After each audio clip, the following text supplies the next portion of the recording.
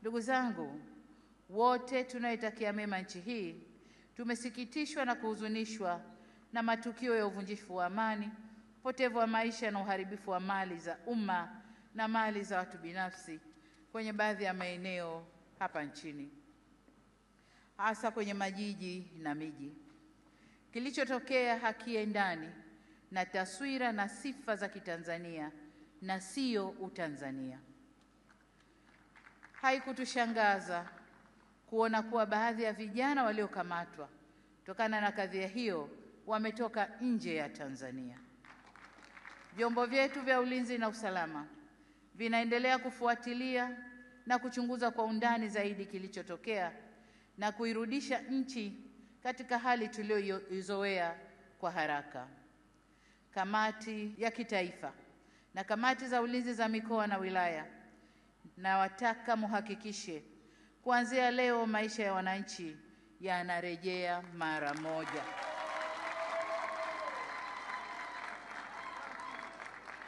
Amesema hapa Rais wa Zambia na Rais wa Burundi. Machafuko ndani ya nchi si mema, hayana bei, hayana thamani na si faida kwa yoyote yule. Kwa hiyo ndugu zangu, niwaombe sana tuzingatie umoja, amani na utulivu wa nchi yetu. Ndugu zangu, wote tunaitakia mema nchi hii, tumesikitishwa na kuhuzunishwa na matukio ya uvunjifu wa amani, upotevu wa maisha na uharibifu wa mali za umma na mali za watu binafsi kwenye baadhi ya maeneo hapa nchini, hasa kwenye majiji na miji. Kilichotokea hakiendani na taswira na sifa za Kitanzania na sio Utanzania. Haikutushangaza kuona kuwa baadhi ya vijana waliokamatwa kutokana na kadhia hiyo wametoka nje ya Tanzania.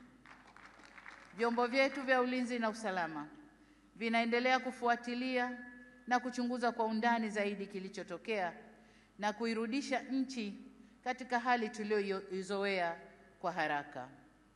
Kamati ya kitaifa na kamati za ulinzi za mikoa na wilaya, na wataka muhakikishe kuanzia leo maisha ya wananchi yanarejea mara moja.